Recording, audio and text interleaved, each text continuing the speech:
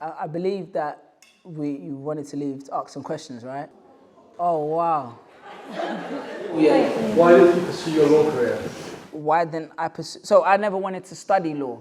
I wanted to study English. I've always had a passion for like reading and literature. I want to study English. I come from an African household, and I was talking to your teacher about this. It was kind of like law, studying English is not viewed as like an academic thing, like where you're really going to go with it, you know what I mean? So I was kind of forced to go into law because I've always been good at essay-based subjects. So it's kind of like law was the most kind of like academic one. But in my final year of university, where I met my wife now, she's my wife now, but we met at university, I wasn't studying, I wasn't really going to lectures and that, and she was like, you should do something serious with your life. And she was like, you keep on doing this poetry stuff, you might as well see if you can take it somewhere. So I started focusing on that. So when I graduated, it was, because getting into law is not easy, it's very difficult. It's like you have to do LPC, there's lots of things you have to do. It was either pursue that or just try and take the more creative path. So it wasn't like I decided not to do law. It was like I never really wanted to do it. I didn't go into it with the right intention, so I think I didn't have that passion to pursue it all the way through. You say have faith, but I mean that's like very abstract. I've got some big dreams. Is having faith my only insurance? No, not at all. Not at all. I think when I say have, I think you have to work towards the things you want. I think you have to work, and I don't think you have, it's even like you have to work a little bit, you have to work relentlessly. But what I mean when I say have faith is don't let the opinions of others deter you from that path.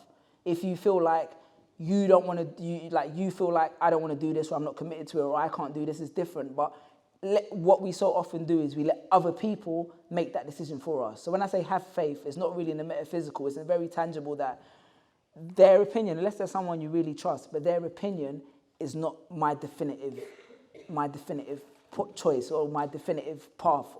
If that's what I mean when I say have faith, because you'll find time and time again, like you said your dreams are big, and the bigger they are, the more people that are going to say to you that this is why you can't do it, you know, unless you have a really good circle around you. So that's what I mean when I say have faith.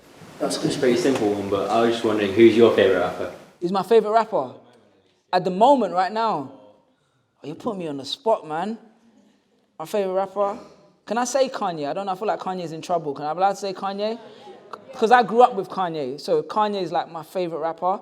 At the moment, Kendrick Lamar's the king, like, you know what I mean? Like, yeah, I mean, Kendrick is the king. He's on the top of the Mount Rushmore right now. Doesn't mean I don't like Drake, but Kendrick's right now. He's at the top of the totem pole. Yeah, I was gonna say you're from Wood Green, right? Yeah. You're a Tottenham fan. How dare you ask me if I'm a Tottenham fan? I've seen bare Tottenham. I'm an Arsenal fan. I defend. Oh, okay, cool. How dare I thought there was gonna be like a coup here. I saw bare Tottenham shirts and that. Now Arsenal fan, man, through and through. And yeah, of course, man. I could see. I don't move like a Tottenham fan. Come on, man. Put some respect on it. How dare you even question that? What do you think you would have done if that video didn't blow up? What if that video didn't blow up? I'll be 100% honest with you. I don't know. I like to sit here and say I would have continued on the same path. Now, at this age in my life and what I've learned, I would have carried on. But back then, I don't know, there was so much pressure. There's a part of the story I didn't say. So my mum, me and her made a deal when I graduated. She was like, you need to go and take your law more seriously. And I said to her, if you give me until the end of 2012, if things don't work out with this YouTube stuff, because that's what it really was, YouTube, then I'll go and study law. That video was released December 2012.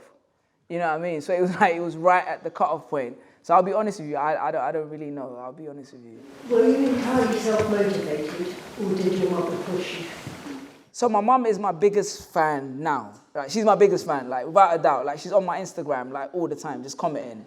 If you go on my Instagram, you'll see my mum underneath, like, just in the comments, you know what I mean?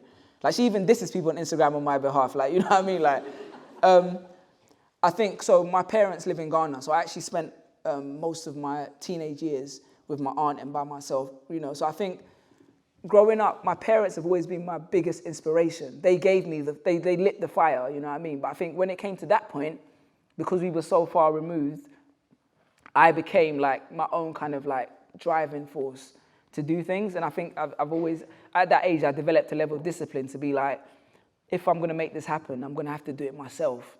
And I think that was it. And the fact that I felt like my back was against the wall as well, I had to motivate myself a lot. So I think early in life, it was my parents. And then as I became a teenager, it was like, okay, if I believe in this, I need to make it happen. And how am I going to make it happen other than being like disciplined towards it, you know? As you're here in a school setting, I'm interested to know if you could change one thing about the school system, what would it be? Oh, yeah, that was the last poem I wanted to do because, but just the time. I have a poem called I Will Not Let an Exam Result Decide My Fate.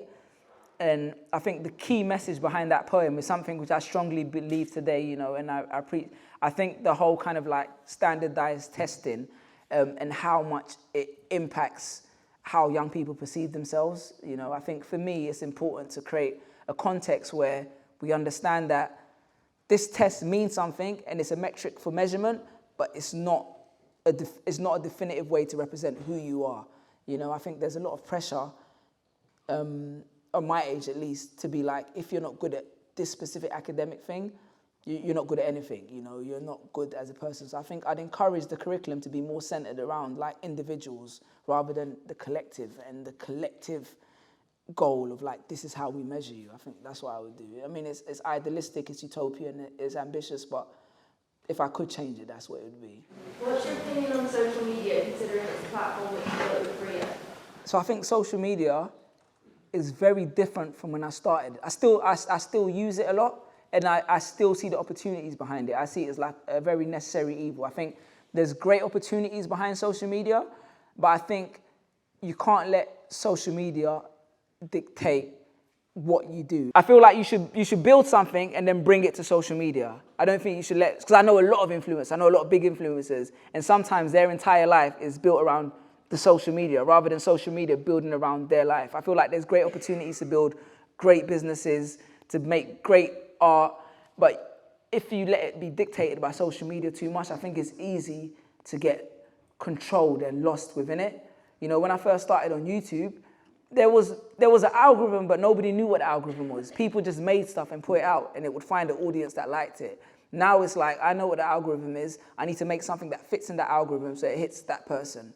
And I think that's the part where I have a bit of an issue with, but like I said, it's a necessary evil. So I think you just need to know how much of it you can leverage without losing yourself within it. You were absolutely convinced at 18 your parents were wrong about, but now you realise they were absolutely right. Literally, they was literally right about everything. Like even down to me studying law, it's like it all just fit into a perfect like puzzle, which is just crazy. Let me go back to 18 years old. I had a lot more hair then, you know. I used to go to the barbers, chilling. At 18, I think my parents had a very like view of like how education is the key. Like, you know, education, because they come from immigrant background. Like, education is everything. And I didn't understand how important education is because I didn't see it in the same context as they saw it, you know what I mean? I think like as I've gotten older, I've understood how you leverage education.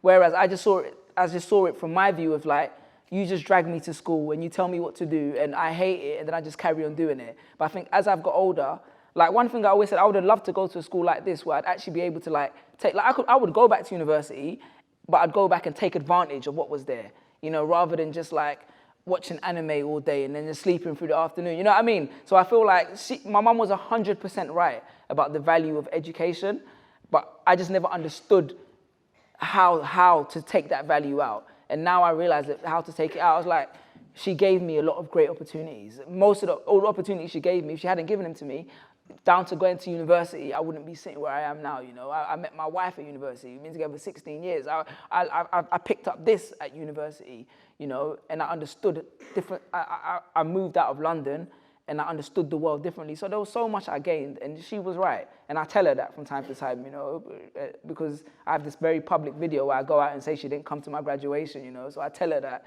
to remind her that I'm grateful for the decisions that she made for me. What do you think for your poetry to achieve? So people see it as poetry. I think poetry is the medium. For me, it's just giving people an alternative perspective. I feel like in a lifetime, You know, if it was like ancient Greece, you know, and I had muscles and I had one of them things you throw over your shoulder, I would have been a philosopher, you know what I mean? I just like the idea of people seeing the world this way and me be like, yo, why don't you try look at it this way? And I think if I can change someone's perspective about one thing, that's the goal of every piece. You saw it like this, you left the way, and now you see it like this, you know? It's like I like arguing, very much like law, like my mum was right, you know? So I like creating artistic perspective shifts. That's the goal for it. No problem. And make me money as well, actually. Sorry, why didn't I say that? Yeah, make me money. I completely missed the top. Let's give Suli a big round of applause. Thank you guys very much.